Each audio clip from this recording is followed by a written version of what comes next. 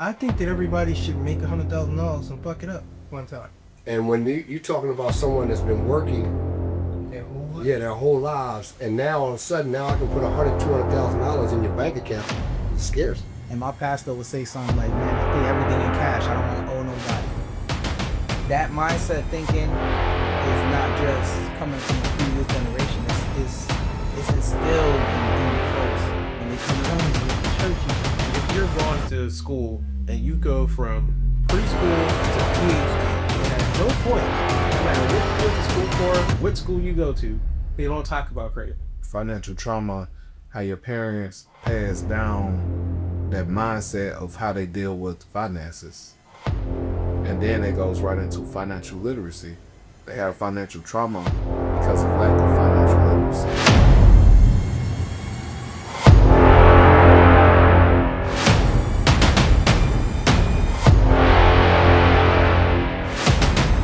I am Q Dotson. This is Receipts Only. And we'll start the introductions with my man, Dwayne. Thank you. My name is Dwayne Smith. I'm the creator of Receipts Only. I brought these gentlemen together because I think we can definitely make a movement in our community with financial literacy and helping our community with credit, letting them know how important it is in our community, because it's a lot of folks that I know that don't understand the credit world. And I also want them to understand the funding world. All right. So that's why I brought these young men together. And, I'm very proud of what they'd already accomplished without me. So that's why I'm bringing them on here so we can all do it as a team collectively. My man, Umar. My name is Umar Clark. I am the founder of the Bureau Bullies. Our Instagram is @thebureaubullies, and I sue everybody and win. All right. So my name is Ashton Sanders, and I am the co-owner of Innocent Capital. And we help people when it comes to getting funding for their businesses or any projects that you have. We've been doing it for a long time, raising millions of dollars. My Instagram is I am Ashton W. Sanders, and our company Instagram is @EMISON Capital. Lou. Good afternoon. My name is Lou Thomas. And the reason why I'm on the panel this afternoon is not only have I been a client to both Umar and Ashton, but also build a very close brotherhood with Dwayne in regards to how to basically operate in commerce. And I feel that I feel compelled to bring this information to the Latin American community, a community that I feel that needs the services and also the information and the knowledge of how to operate in commerce, how to build their credit, and also how to attain funding. En la comunidad hispana, esta información es necesaria para obtener el grado que se necesita para adquirir préstamos de los bancos, pero todo comienza arreglando el crédito. So, esa es la razón por qué estoy en el panel esta tarde. Just saying basically in Spanish. The reason why I'm on the panel, build the brotherhood with these folks and just providing the information and the knowledge to the Latin American community. Absolutely.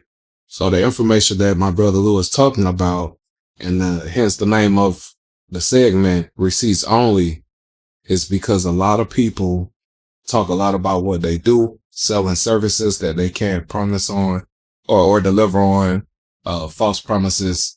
And here at Receipts Only, not only do we have receipts, but we follow through. With that, let's kick it out to my brother Umar. We'll talk a little bit about credit. What is credit? So credit, fortunately and unfortunately, America is built on a monetary concept of buy now and pay later. And the people who can amass the most debt and create the best payment history for that debt end up winning the game of Monopoly. So that's credit, if I could put it in layman's terms. You say here in America. Yes. So credit isn't a worldwide. No. they're attempting to make it a worldwide thing, but nowhere on the planet have I seen it exist the way it does in America. Okay, so America being the home of credit is the one place where you can come with nothing, For sure. get credit, and get ahead. I have a friend who came here from Saudi. He, as soon as he touched down and got his paperwork together, he went straight to the bank and got a $50,000 credit card.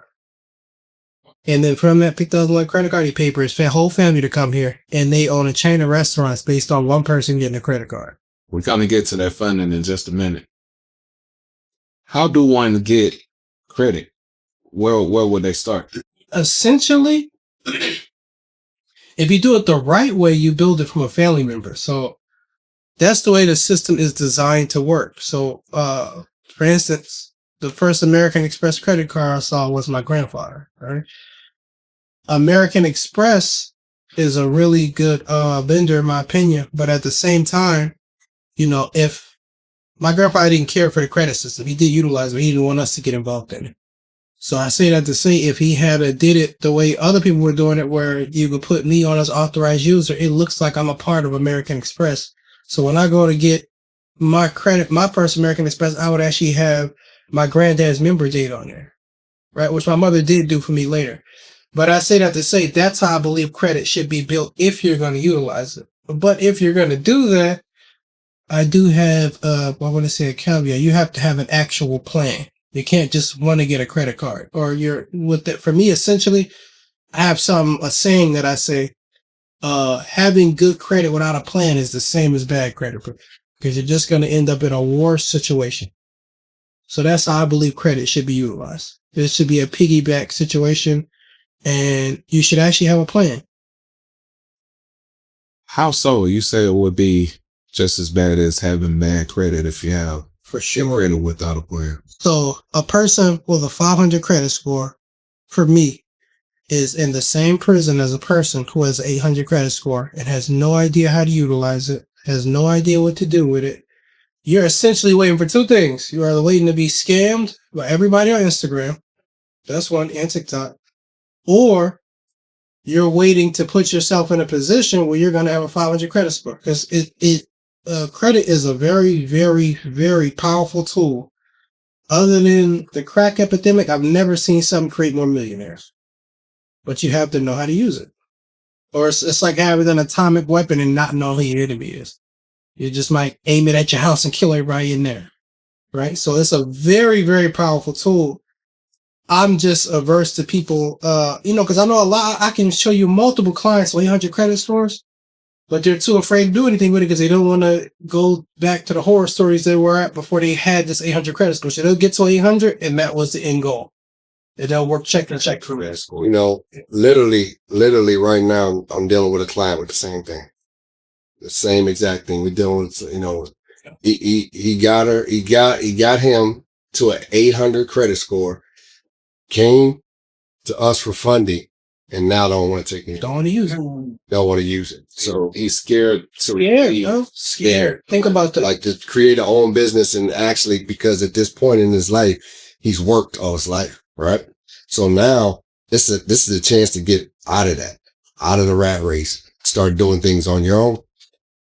You're nervous. Do you think it's because of lack of knowledge or just not having proper guidance? It's still lack of knowledge. What do you think it is that's keeping him from moving forward and just you literally got the funds for him. He can receive the money. Waiting. Literally, he got the bag sitting there. It's waiting. It's waiting, right? And he refused to accept it. So what we're, and Ashton chime in on this also, what we do is we'll set up a business for you, because in a business form, you're going to get higher limits of credit than you want personally. So okay. So now you're talking about business credit, right? But see, when you bring people, when you have an 800 credit score, it's best to create, even if you're not going to use that business, right? I would prefer you do, right? But you can open up a business and not have to use that business and still get high credit limits on that instead of going through your personal, because you can get personal credit also, right? But it's not going to be as high limit as you'll get with a business. So we would me, from what I've been through and the knowledge I have, I would advise them to open a business. Now, again, I did this with this client and he was scared. They're scared, and they scare you because of the horror stories that you hear about it. For sure. You know what I mean? That's just, that's it. Like, so, but I'm not, when you're talking to a client, I basically give them like, this is what is going to happen. Right. And when you're talking about someone that's been working their whole life. their whole lives, and now all of a sudden, now I can put $200,000 in your bank account. It scares. So it's more of a mindset to be able to utilize the funds or the resources to do what it is you need to do. But if you've never been in that predicament, you can't fathom having $200,000 in your bank account to work whatever system or buy a business or do this. Let me ask you this. As you're helping people build their credit, and now we're talking about business credit as well, do you see that a lot where people have no idea what to do once they get their credit? All the time. I think that everybody should make $100,000 and fuck it up one time. I think that should be like a rule. I agree.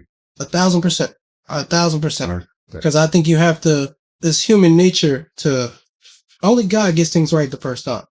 I don't care how good your credit. Everybody in this room can mess up some money. How you got to ask you? You never tell me. I could tell you a million horror stories about myself. And when I'm looking at clients like that, because I have like a whole list of people I have not sent Dwayne and Ashton because they're afraid. So I think about my uncle wrote this book one time. He actually got a Pulitzer Prize for it. I don't rock him like that, so I'm not going to say his name. But he wrote a book one time. And in the book, he references my great grandmother, his mother. And she grew up in a small town in Virginia, and they grew up on the barter system. So they didn't have utility bills. So when she became an adult, and her husband, my great granddad, would give her the money for the bills. He said she had panic attacks. She didn't understand the concept. So now you have people who are being raised like people like that. They're telling you only use credit cards to get gas or for emergencies. But then on the other side of America, these other people are making billions of dollars utilizing the credit system. So it's an exposure thing. So that's why I say, I think that everybody, their first 800 credit score, they should be allowed to just fuck it up. So essentially what we're talking about is a poverty mindset. 1,000%. Yo, Q, and honestly, in the Latin American community, that exists so much, the programming. Like I used to go to church and my pastor would say something like, man, I pay everything in cash. I don't want to owe nobody. That mindset thinking is not just coming from a previous generation. It's instilled in the folks when they come in. Crazy in church, he said. Yeah. Crazy. They're like, yo, I don't want to owe nobody no money. I don't blame him. I don't owe nobody. I know he should study bankruptcy too. I've been taught that too my whole life. When I was a kid, my parents slowly, don't use a credit card, don't mess it up, don't mess your credit up. And I'm like, how do you mess it up? Like, what do I do? Just pay your bills on time. There's a lot more to it. Squeeze paying your bills, and it's such a detailed process. And it's kind of by design. I think that it's like if you're going to school and you go from preschool to PhD, and at no point, no matter what you went to school for, what school you go to, they don't talk about credit. So yeah, it's an issue because like if you go to, from preschool all the way to PhD, and it really doesn't matter like what school you're at or how well you're, but whatever system your parents put you in, there's really not a lot of information at all about credit, but it's such an important part of your life. And if you don't have it, you will have a problem. There's no like idea of, I'm just going to make a bunch of cash and I'm never going to need credit. Because if you do that, now you have to pay cash for every single thing you get for the rest of your life, just because you don't want to use credit. And my family told me, don't mess your credit up, just pay your bills on time. And I was like, well, how do I do that? Like paying my bills is one thing, but managing your credit is a total different situation.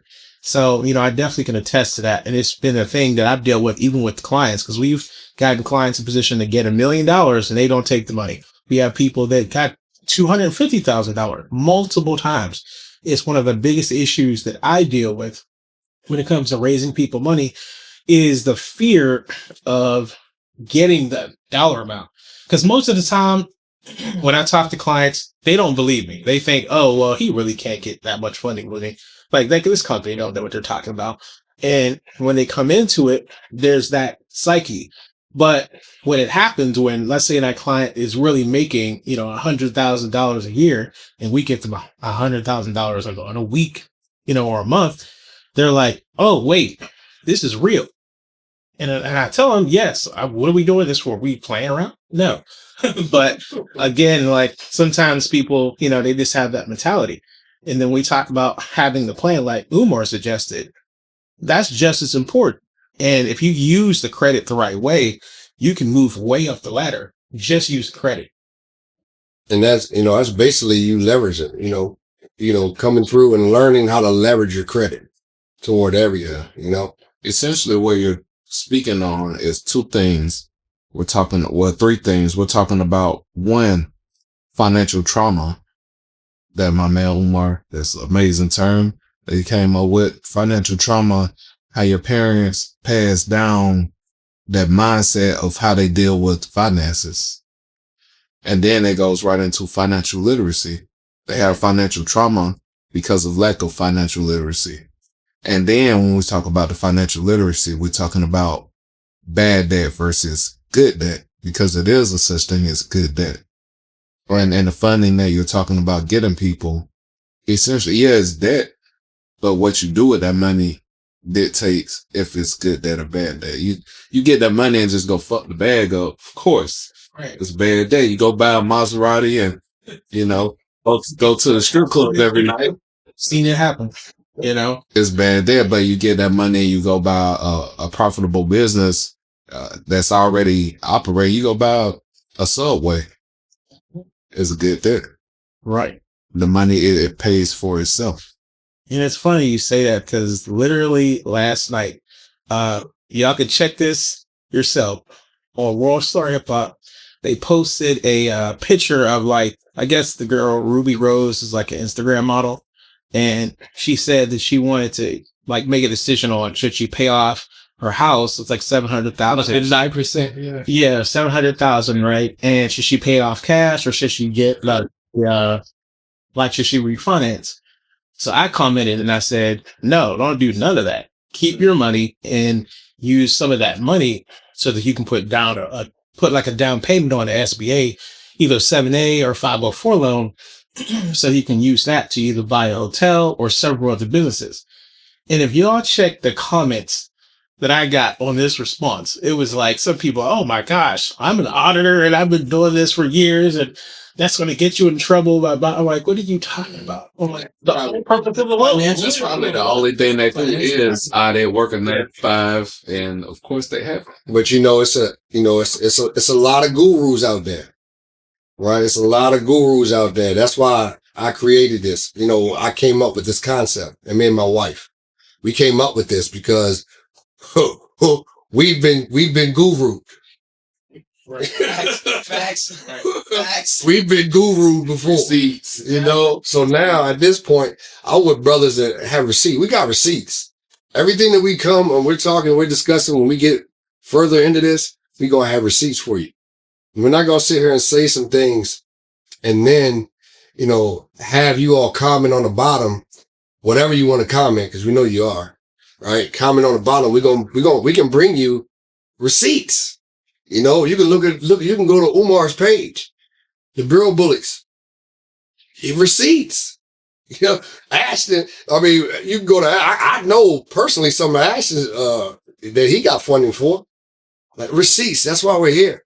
And we want to help you get past this trauma, right? We'll have conversations with you. That's why when we have our events, we sit down with you and have a conversation with you about your issues. Right. But that's the only thing we can do. From there, you gotta gain confidence in yourself, because if you don't want to change anything, there's no need to come to Receipts Only. If you want to change something, really, really want to change it, come to Receipts Only. Come to our events. I'm telling you, your whole idea of this whole financial system will change. Yeah, 100%. I would say I would second what Wayne is saying. Most people that don't have the concept of financial literacy, you speak to them, they looking at you like you crazy because they're already into this set mindset or like, regular thinking where, you tell somebody, yo, I got 150,000 for you.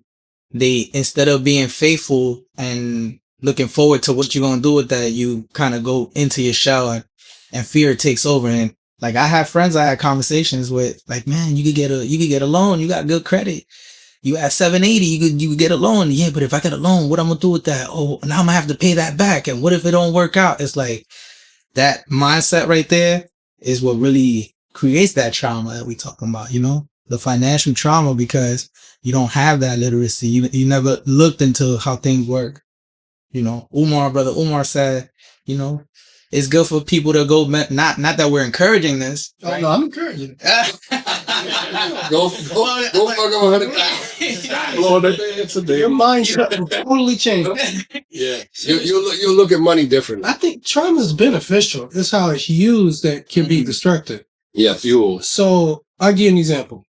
We all cook with fire, whether we know it or not. The first caveman got burned, everybody's cooking. So all of us in here, for some reason, I don't know anybody that got into something for, I want to say, a positive reason. Something took place or something was missing from their life, and that's how they got into it.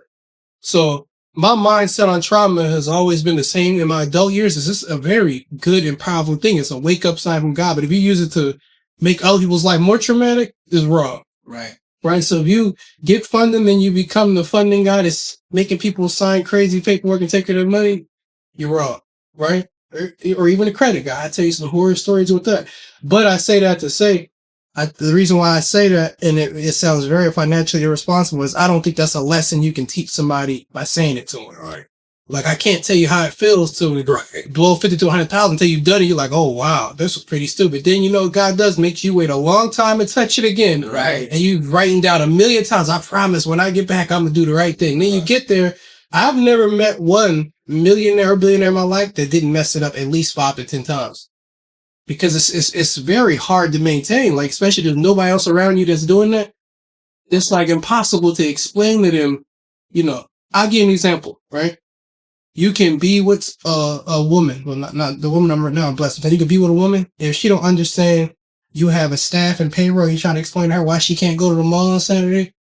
You're in for probably the greatest argument of your life. She don't get it. You can show her your books, everything. Just something like, so I'm sad to say, now that's just with your woman. Now imagine your whole family's like that. So these first time people who are touching that amount of money, you got to give them some kind of grace to mess this up so they can really figure out all this.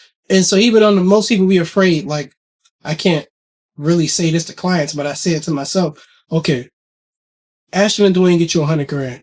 Your biggest fear is that you won't pay it back.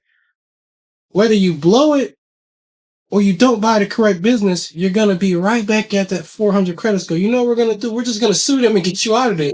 Either way, because if you don't sue them, they're going to sue you. So either way, you're going to be facing this $100,000. It's like, it's no reason to be afraid. It's literally the only thing missing in our community. So it might as well be for you. It might as well be for you. I say if you're looking at any amount of money that you can get, you don't have to pay it back daily. I say go get it. Right. And you go to, okay, so when a person does 4 years at a university, you go to see them get their degree, but they don't tell you all the trauma they went through for 4 years. So in business, it's the same thing. It's school. You're going to blow $100,000. You know what that is? That's your physics class you couldn't pass. You're going to write this down. Okay, this is what I did wrong. As long as you can point out what you did wrong, the next time you'll do it the right way. Most people can't point out what they don't want to point out what they did wrong. Right? So whenever I meet clients and you can't tell me how you got in this situation, I don't want your money no more. Right. I don't want to go pay somebody else. But if you can tell me, hey, I did this, and I'm like, all right, now we're going to sue all these people and get out of this. And then I'm going to go sit down my funding people, right? Who we have on the podcast. And then I don't really like telling people how to spend their money. I just say, hey, you mess it up, come back and we'll get you out. But after that, I'm not helping you again. But I say that to say that financial trauma is needed. And hopefully that's the trauma they need to go through to grasp themselves and say, you know what? I know what to do now. I made this mistake. I know what to do now, and that's part of, that's part of this growing, and especially in the finance world, like you said, man, you become a millionaire, you probably messed up 500,000, 400,000 before he got to that. Exactly. You know? Exactly. No, but I definitely agree with that, man. I definitely did. Yeah, and there's a lot to it too, because one thing I had to realize with building businesses, because I've been doing business since I was 15. So I've been at it. You know, all the ups and downs, mistakes, happy clients, mad clients, all of that. You know what I mean? And so for me, one of the things I've learned is like with the getting the credit, if you have a business and you might find yourself in a scenario where you can get lucky, where you can come up on a certain amount of cash, or you add one really big client. And sometimes it can fool you because if you had success, you can think, oh, I'm up. In the same way, it could fool you if it goes wrong. When you have a bad deal or things, situations happen where you're like, oh, Which is every day. yeah, exactly. So you got to find a way to understand, like, all right, I can keep building up, but I also can, have a setup system where I have a cushion. And that's what the credit really creates. It's like, all right, I'm making cash, I'm making moves, I make mistakes like Umar talked about, but there's an underlying credit line behind me. And if you're trying to grow a business and you want to get to the top, and let's say you look at like a Elon or a Jeff Bezos or whoever you look up to when it comes to business, they have a team that works on raising capital Bingo. all the time. This is not like because how do you imagine if, when they have these situations, y'all saw, I think it was 24 Hour Fitness that went bankrupt when COVID started. Yep. Yeah. And all these things that happen with businesses where they end up in bad spots or they hire wrong people, they get sued. How do you think they can handle all these lawsuits? Sure.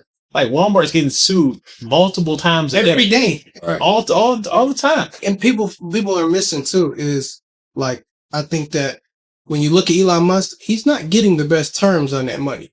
He's not, because they're taking loans from high level. You have like hedge funds and stuff. They don't always get these guys the best terms. I give you an example. If you notice, Elon Musk panicked when he first split with Trump, because if the share price on Tesla went under 200, all of his creditors come to default. That's how he bought Twitter. That low key in the billionaires, but that might be the equivalent of an MCA loan. But I'm saying that to say he's not afraid to just get the money because he already know. One half of getting funding is believing in yourself. Right. Right. You got to be honest, because Dwayne and Ashton get you the money. They can't tell you, hey man, go buy this business bulletproof. All right, it's bulletproof today. Then a recession is tomorrow. Everybody was in truck, and now that's the nobody. I don't even understand this podcast how much money me and my brother lost in truck. Sure. Because again, it was a bulletproof at that point. Then after COVID, everybody jumped in and we took an L. So I say that to say, Twitter's booming today, tomorrow, or Tesla's booming today, and then tomorrow it drops. His creditors come to collect. He's not a billionaire anymore. But I think the powerful thing about that is not the money he has. It's that this man believed in himself so much that he went into something without the most favorable terms, because he's like, hey, I'm going to figure this out somehow. You know what Elon Musk would eventually do? That it's crazy if poor people are ashamed to do it. He's going to file bankruptcy. So a broke guy is scared to file bankruptcy, and a billionaire would do it. That's the best weapon you have. In a heartbeat. It's the best. I think in America, that's like you get out of jail free card. That's the joker in your hand. Yeah, right. But with bankruptcy, they teach our community that's bad. More Absolutely. You know what I mean? And then it's frowned. Yeah. You can still do a lot with bankruptcy. Yeah, one that did it the best. A lot of people hate him. Trizzy. Trump. Donald Jamal. And the Trump, if you put the personal aside and actually look at the business moves that the man made, is it a good politician? We won't discuss it here. What we can say is the man has amassed a lot of money. Yes. And the way that he did that is by utilizing the system. Yeah. Beat every bank in America. And he has a team around him that understands the tax code. One thing that we just touched on, I think, we spoke about the financial trauma, and we started talking about how to overcome that financial trauma. Well, what would you say is, in the Latin community, how is that financial trauma affecting people's lives, families? Oh man, in terms of family, in it, they got a USC code that says that the cause for divorces and everything is financial reasons. Yeah. You know, and most people basically relate that financial trauma to obviously it affects the home. Like Umar said, he said, yo, if you have a wife and you got a staff you got to pay, she can't go to the mall. No, most people don't have that staff, and the wife can't go to the mall. Right. You know what I'm saying? So, you know, when you have these issues, I could see how it could create trauma, but it's all about just saying like, man, how can I do it better the next time? How could I become better? You know, like I hear a lot of conversations, like people will talk about sport figures, LeBron James or, you know, Steph Curry, and any contract that they'll sign. Oh, LeBron signed for 50 million or whatever. And they'll read those contracts and those terms and conditions, but they'll never sit down and read a contract they're signing. Especially for a car. Especially for a car, you sign here. That'd be important. Yeah, word. You know what I'm saying? Right. So, like, in order to get through this trauma that is hitting our people, you know, we got to sit down and engulf ourselves in the information and read the contract. And if you don't know a word in that contract, get yourself a dictionary and look it up, you know? And at this point, you don't even got to do that. They got AI. Oh, yeah, for sure. Like you can literally take that contract and put it in an AI system, and it's going to tell you what's not good about that contract. You just got to know how to prompt the AI. John, absolutely. And if you need help with that, I'll let you what. Telling you. Overcoming the financial trauma. Once they get to that point, they're ready. They want to make the next move. What's next? So, Come on, that's the first time? yeah, like does someone come in, you know, they get over the jitters.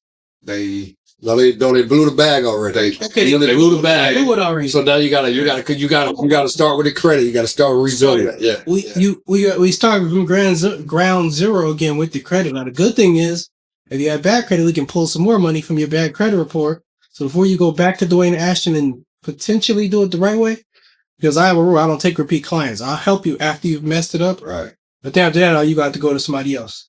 Right. So why is that? Speak on that, sure. because at that point, as an adult, I think that that's just who you are as a person. Right. And I don't like that kind of energy on because I might start thinking like you. It's just how humans start to rub off on each other. So I'll help you if you blew it the first time, no problem. That's just natural. If I wish I could show you on my phone how many millionaires I can show you with bad credit. They just find a way around it, right? I think that, but to answer your question, we're going to take all 3 reports, put them side by side, and I'm going to start looking for key data points. I want to see the first time this account went delinquent. I want to look at it on all 3 reports. I want to see the date they claim you made your last payment. I want to see it on all 3 reports. I want to see the date they say it charged off. I'm going to look at that on all 3 reports. 3 reports. And once we see something that's off, we're going to immediately dispute it. There's a very, very old law that's been around since about 1975. It just made its way on Instagram in the last 5 years, but it's the Fair Credit Reporting Act. My dad was born in 1970. That means that 5 years after he was born, Congress enacted this law. So this is how long this has been going on. And this is how long higher ups have been utilizing it to, you know, the 7 years they claim something stays on the report. That's just for poor people. Mm-hmm. Right? But people who actually know their rights and know, okay, everybody messes up money and messes up credit, I'm just going to sue my way out of this thing. And here's the real key. Whether you're right or wrong, court costs money. So if you're willing to play the fee game with these companies, they're a business at the end of the day. So if, we know it would never happen with Ashton, but if Ashton messed up $20,000 and he sues this credit union for $40,000, and their attorney in itself is $20,000. That means by the time they pay their attorney, they already lost their money. So what are they going to do? They're going to say, all right, well, I'm going to file one motion to see if Ashton knows what he's doing. Once Ashton knows how to respond to that motion, they done already paid him for that. So he's taking from their retainer fee. And Ashton knows, okay, I have their fee schedule. I'm going to drag this out 6 months. By the time you hit 6 months, before you get to the discovery phase of this case, they've already lost 40, 50 grand. That means they're in the red. There's a credit union. They can't afford that kind of stuff. And nor can they afford the press that comes with this. So by that time, you know what they're going to do? Settle with Ashton. Right. Now Ashton gets a fresh start. And he could put in his agreement with them, I want to come back and get another account. And to get out of the press, they'll agree to that. They don't, because all their business. The beautiful thing about being a natural person is your public perception will never be hurt as bad as Amex, because if Amex gets one bad press, nobody will deal with them again. But your mom and your grandma will still call you her baby no matter what you do. Your Uncle George has been doing weird stuff in the attic for generations, and they still love him. So I say that to say, you don't only depend on the law, you also want to depend on public perception, which is why Jeff Bezos buys the press. Right? He owns multiple news stations. They know the power of owning the press. So I say that to say, one of the most powerful things you can do when you're suing these companies is also take it to the press. And so to answer your question, the first thing you want to do is put the report side by side. Your intention is to eventually litigate with this company. And even if you're not in the right, you can make it into a fee thing where it costs them too much money and too much public perception to want to fight a hurting black man, because you use that to your advantage. And that's how you get out of bad credit. Before you know it, you're getting funded, and again, now you're going to do it the right way. Trick it off again, now you're not doing it. Bad credit and good money. Credit, I will take you as a client. You got to do it yourself after that. But, you look at every billionaire, they set this monetary system up for themselves. It's how they win. Brother Umar. Over and over again. Yes, sir. Brother Umar, real quick, you just touched on something. And in terms of you going into litigation with these companies, you could put in the agreement that you want to reopen another account. Multiple clients. That's part of the trauma right there. Yeah, I have multiple clients who have sued Amex. We made clear in their agreement we're coming back, and they got right back in with index. Wow. I just had to meet the score requirement. That was it. So let's say they have 5 other collections. We had to get those off, then they go right back in. I love myself. I love myself. It's like He's like getting back with your toxicants. We're going to do it right this time, baby. That's dope, man. So now we have good credit by way of, and when you're talking about litigation, someone has to lose, someone has to win. I'm assuming your clients are the ones winning if the credit bureaus, if they're getting their credit out of these situations. The thing about litigation, bro, is if you don't actually physically make it to the courtroom, then really everybody wins. And I'm going to tell you why. If you went to law school, you became an attorney, and you lose to me, who's Instagram influencer, how does that make you look? It's bad, right? So I'm going to play on that. So what I do when I go against these attorneys, I look them up, see all the awards they won. And when I'm emailing them, I'm telling them, like, yeah, man, that's a nice looking award. I dropped out of high school. Right. So I'm just putting it in his head, like, oh, if this goes too far, this can make me look very bad. He doesn't know what I know. I don't have to tell him what I know. Right. Only thing he sees is what I put on the record. Right? But he wins if he settles out of court, because he can always tell somebody he beat me. As he's like, hey, you got to sign an NDA. I'll sign an NDA, no problem. But he's going to go tell his friends at the golf club, yeah, there was another pro say guys had to eat him up real quick, but I know you paid me $5,000, $10,000 not to say anything. So I was getting that. So that's it. That's the game. So essentially they're settling out of court. You force their bingo. And when they settle out of court, you're able to compensate your client, or that bingo. The company compensates the client. Every single time. Because it's never worth it to them to lose to Instagram influencer, number one. Because I'm going to tell you, Australia, you see these companies, they're looking you up. They look on your Facebook, everything. I can show you proof of attorneys literally telling me, hey, we saw you put that on Instagram. I didn't give you, you don't have permission to post that, etc. Yeah. So I say that to say they're looking you up. You got to do the same thing. There are no rules in war. So if you're looking me up, I'm looking you up. I see a high school picture. I know what your kids look like. I know every award you won. I ran you through AI to see how you like to talk in your briefings, everything. Right. So everything about you I know. I'm not going to put down a record, but I'm going to email you and make you think I am. Right. So I can show you multiple emails of me talking shit to them like I'm Gary Payton or something. I'm just saying anything to them in the email. They can't put it on the record. And because a lot of people don't know, if you're suing somebody and y'all are corresponding via email or via text, that falls under the federal rules of evidence, 409. Y'all can't put that on the record unless somebody's life is at risk or something like that. Right. But that means I can say anything I want to him. The whole time we're going back and forth. We had this attorney one time. She was a state attorney, but she didn't know federal law. So this company, who was suing my client for over $77,000, they were suing him in the state. So the state attorney was covering that. We hit them federally because I knew she didn't know federal law. Right. So it's like taking a state cop and making him deal with FBI agents. He doesn't really know what's going on. So when we sued her, we CC the federal attorney. She responds talking trash about my client, thinking she's talking to the federal attorney, but it came to us. And so they end up settling the next day because that made her look like a straight rush. Straight run. Right? But I say that to say everything you do in those emails, those attorneys, that's private. They can't put that on the record. So you can talk as much trash as you want. And I'd be careful of the things you say if you don't really know what you're doing, but you just use that to your advantage. Yeah, I'll speak about a little experience I had emailing back and forth with an attorney. And, we were suing them. And what ended up happening was, he's like, yo, your claim is frivolous.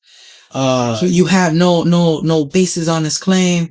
I'm just going to file a summary judgment. But yo, they play games with you, bro. Or They play mental games with you to the point. never filed that summary judgment either. Yeah, it's like, yo, if you got the bullet to kill me, then this is what went through my mind. I ain't email him this, but I'm like, man, if you got the bullet to kill me then. Why you didn't use it? Yeah, exactly. You should have been got me out of here. We going on 8 months now Or of going back and forth, going through discovery and everything. But part of that financial trauma, and it's something that we got to kind of also bring to the table, is a lot of people be afraid of the court system. Even if it's a civil not case. knowing it's your right. Right. Exactly. 100%. The court system was never created for attorneys. Right? It's created for the common man to defend himself. Right? Because you can't, if me and you have a dispute and we both think we're right, how are we going to judge between each other? Right. So I can go get an attorney, but I'm going to tell him my side of the story. So he's going to fight. It makes more sense if I go for myself and talk about myself and the way it made me feel, etc. You win more. So this is why if you look at some of my clients, they've gotten higher settlements than they would with an attorney because they're telling their own story. That's very well said. I think this is a good time to say, man, into what we do with that money. Because now you have a little bit of money in the bank. You got some good credit. You feeling good. Yeah. You probably want to go celebrate, which that's not what we're doing because now we know better, right? Right. We're not going to Turks. Yeah, we're going to Magic City. We're not getting nobody flued out. Not doing any of them. So what's next? I'm gonna take it to you, Ashton. There's a lot of moves you can make. Hold on. Let's set it up properly. They just left Umar. Umar left you with a 790. This client coming at you with 790. He only got 4 accounts. 790, what's that? A 790 credit score. What's the significance of a 790? I just use it as a number. There's no significance. So you gotta have it for you. What makes it a 790? The file. So what Umar do, Umar get all, like we just said, bad credit and the good money. Right? So now he gonna sit in the file to Ashton or me. We're gonna sit down and look at it. Right? Ashton's gonna say, Dwayne, we need some trade lines on this. We need to build this file out. Right? Trade lines is something that a lot of people don't know what they are. They don't know how they work. Like, I have some clients. I think that's important for y'all to touch on. Yeah. There's some clients like, listen, we can get a $60,000, trade line on there and they think that that's their money. Like that's a credit card that they have. No, you're just an authorized user on somebody else's credit, right? You're using that to build your credit. That's it. That's all trade lines really are. Yeah, just to give you more insight, it's kind of like if you have, let's say, a Chase card or whatever bank it is, you had a card for, let's say, 10 years, and let's say you never missed a payment on that card, you had it for a long time, and you have, let's say, a $30,000 limit, maybe, and you owe like $5 on the balance. When you add someone on to that card as an authorized user, it's going to help boost their score up, and it doesn't necessarily hurt you unless you add too many people. That's another conversation. But normally, it's not the situation where if you add someone on, it's going to hurt their situation. As long as you don't mess up your credit or mess up your relationship with that particular lender, or start getting late or start, using too much of the card and leaving a balance there, you're going to be in a situation where you're helping that person.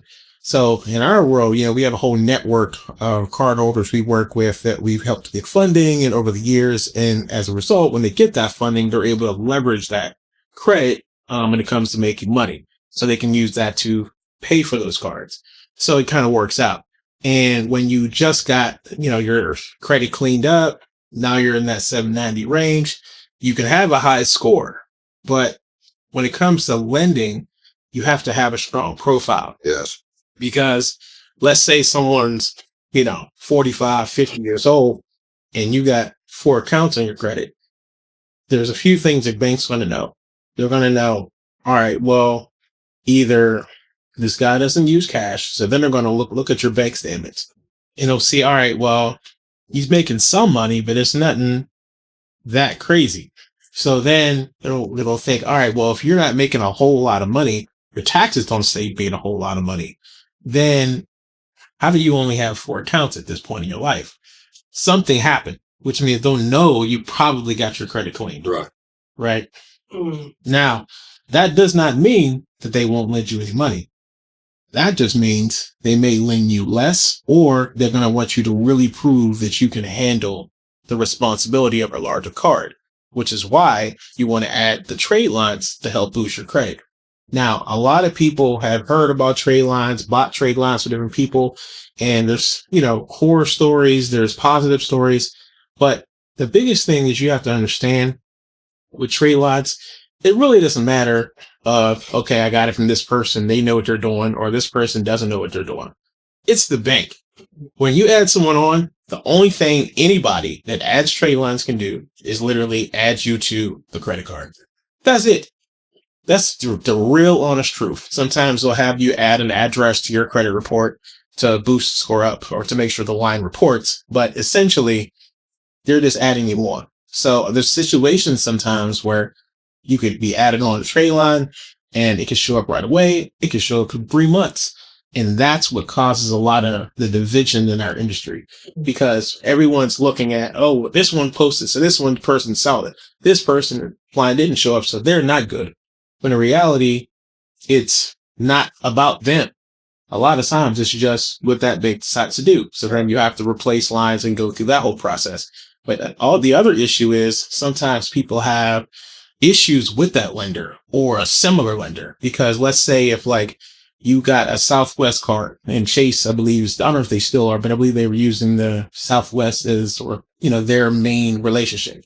So for example, if you get a Southwest Chase card, well, if you get if you had an issue with them in the past and you try to get a new card, especially if you didn't go through Umar, then you're going to have a situation when you try to add them as authorized user, because now you can't, that line won't post it. You'll be sitting there mad at the person. Oh, this line didn't show up. What are you doing here to scam?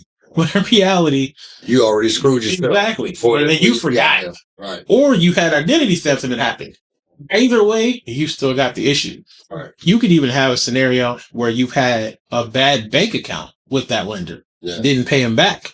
And some lenders, they take that seriously. Yeah. You know what I mean? They don't play no games. So, and you also have to understand that when it comes to, building up the credit and getting funding, in our industry, it's so much of a thing of everyone wants to get no PG business credit cards. No, that vice favors no docs. Yeah, I don't need docs. What do we need docs for? Why is it so common for us to want to be basic? What is a no docs? What is a no PG? Yeah, thank you. Good point. Sorry, it's just swing there for the beginners, so that way they can understand from the top. Yeah. So simple answer: if you're looking at a no doc credit card, that means they did not make you send in pay stubs, business or personal bank statements, taxes, profit and loss balance sheet, personal financial statement, none of those financials at all. You just applied, they look at you, your business, said yes, and that's no docs. However, normally to get a no doc credit card or line of credit, you're in a situation where you need to build a relationship with that particular lender. So they may want you to have a bank account for a certain amount of time, like Comerica Bank. They have a product where you can get a credit card right away, but over the course of 4 months, you can actually get a line of credit with no docs. And I'm getting, I get our information from, like I said, the presidents, vice presidents, and a lot of the higher ups in the bank. So when I'm talking to you about this, just want you to understand this is like up to date stuff that we're going through. But when you go through this process with like a Comerica, now you can, once they see how you manage your relationship with that bank, they'll say, okay, we can give you a line of credit for 100,000. And theirs usually goes up to 100K unless you want to send docs, then you have to go higher. So, but you have to make sure that you have all your financials in order, which is another reason why I said when you come to, get funding, you want to be open to doing what it takes to make sure that you have all your financials in order. You don't want to be someone that's just saying, oh yeah, this is getting me the bare minimum. And the reason why I say that is because when you take these small loans, lines of credit, they actually put a lien, especially for business, they put a lien on your business. So when that happens, you could be in a situation where no other lender will lend you any money because you got a relationship with this one, Right. and now you got to pay them. So if you didn't take enough money the first time, then you're in a situation where now you can't even get more unless you get credit cards, which they're not as caring about that. Right. But it's a lot to it. And, so when you look at no docs or even no personal guarantee, which is what a lot of people want to do too, that's when you don't have to use your personal credit to get the credit card. So you can just go off your business credit, but you got to build that business credit up just like you have to do your personal. So all that stuff takes time. So when you have the 790, this is just the introduction to even be able to speak. So when the bank looks at you, it's like, all right, are you in the 700s? All right, well, at least we can at least talk to you, right? Because at least you're saying I do pay bills and something. I'm responsible. Yeah. Yeah, at least you're generally responsible. Now, but if you're only responsible with 4 accounts, well, I don't know how responsible you really are. You might just be lucky right now. Right. You know what I mean? Right. So I think that would be the positive one. Another positive aspect to the traumatic. What was the financial trauma? Yeah. Most people have that fear, like, man, I get a 30-day late payment is my credit score is going to tank, and they continue to pay their bills. But you could use that trauma to build on, and you know what I'm saying, from what I'm understanding. Yeah. You can do a lot of different things with that. And a lot of times when I talk to different people about, like they're worried about, they're about to get a late, things like that.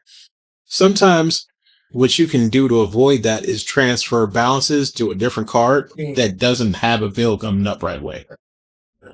So you can avoid that whole issue too. And also what people, what I always, especially when you start with clients, I recommend, your payment date and your statement date. Exactly. It's 2 different dates. Totally different. That's it.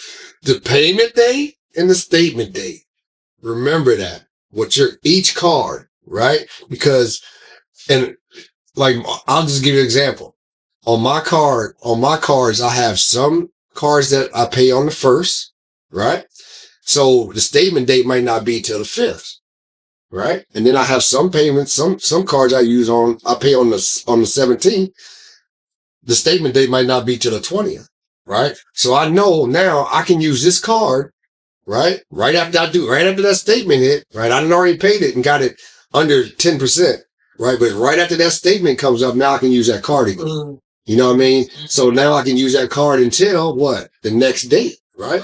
And then on the next statement date, when that 17th or 15th comes up, I do the same thing with that card. And it's just about you really, really, really taking notice of your cards and their statement dates. Because once you understand that, now you'll understand how credit really, really, really starts to work for you. You know what I mean? Because now, once you keep paying that 6 months, now you can do some other things. Now they're going to say, hey, Bill, we'll give you another 10,000, another 5,000, because you was responsible with this 5,000 we gave you, but, going through that, we said about the 790, asset. So with a 790, you have 5, you got 4 cards on that, right? On there, a revolving, maybe a furniture card, a Capital One, maybe a car payment, and maybe a mortgage, right? What would you recommend will be after that? Well, you want to get more of all the above, to be honest with you, especially the credit cards. So the more cards you have on your personal credit and you show good history, especially if you get larger cards, it just increases what you can get on the business side, right? So you want to stack up your personal first So you have a good amount of cards. So that way, when you go into business, now they have to come up. They got to go up the level. So that's why we add the authorized user trade lines, because now you can have a $30,000 limit or $40,000 line reporting on your credit, or several of them, right? So it's always worth it. And I tell people this because some people always get mad. Oh, well, trade lines take some time to post, depending upon which one you do. And I tell them, well, what was the alternative option? What else was you going to do? Yeah, because you'd have to actually get approved, make payments for 5, 10, 7 years long, not miss a payment, not make a mistake, and make sure that they never close your card for the most randomest of reasons like certain banks do. So all of that matters. So that's why I tell a lot of my clients, like, you have to understand not just that you have good credit, but why you have good credit. Yeah. Because you have to look at your file and understand, all right, I got to build it up. I need to make sure I have more revolving accounts. Then you want to have more installment accounts. But I've had clients that have extremely high scores. And when they do that, they get a lot of, revolving and installment accounts, and they pay them off early. So let's say if you had a mortgage that's 30 years, you might pay it off in 20. Yeah. Pay it off in 15 just to stack it up. Because when banks see that you pay things off early, that's like, that's the holy grail. Yeah. You know what I mean? Yeah, exactly. They're like, what do you want? Right. What do you need? What's up? Yeah, we know you good. What is a installment account versus a revolving account? Yeah. So revolving would be like, let's say it's like basically of a credit card or any type of line of credit. So when they give you a certain limit, they'll say, hey, we allot you this amount of money. You can spend it. Use a card or a line of credit. And when you spend that money, you pay the bill back, let's say the month later or months later. Now, when you pay it back, technically within usually a day or a few days, you can re-spend it all over again with a revolving credit line, because it's revolving and you can keep doing it, right? Where versus installment, when you get that loan, it's just cash, hits your account. Now you just owe them money and you're just making payments for 3, 4, 5, 10 years, whatever the term is. But there's a pro and a con either way you go. Okay.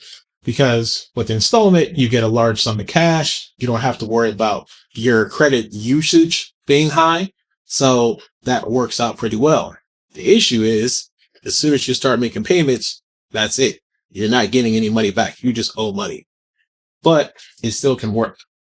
The revolving, when you start making payments, you can, like I said, use it right away. But the more you use, especially on the personal side, it can drag down your personal score. So if you have a situation where you have like a personal credit card, let's say for that same 30,000, and you use all 30,000 of the card, well, now your score is probably like 640, 650 if you have nothing else negative on there. Because usually when you're in that high usage era, you're basically in that 640, 650, 660 range. So if you have nothing else negative on your credit, but most lenders want you to be at least a 680, really 700. Right. They say 680, but it's like 700 is the road. Similar. Yeah, exactly. So this is why, understanding how you use revolving credit versus installment credit. So that way you can stack up your credit report. But you have to understand that when you take on a revolving loan amount, you got to factor in how much you actually really make. Because now every loan you take is cutting into your debt to income. Right. So if you take a personal loan that's too high, now when you try to get funding, they'll say, well, you have too much debt. Right. So if the lenders understand that you make, let's say, $50,000 a year, and you take a $50,000 loan, your payment's probably like $800 to $1,200, maybe more, depending upon your credit. So with that income, you're really around like $4,000 a month. So if you have a $1,000 payment, you're already kind of out the game. So you can't really get another loan sometimes if you want to get another large loan. So if you do, the rates are even higher.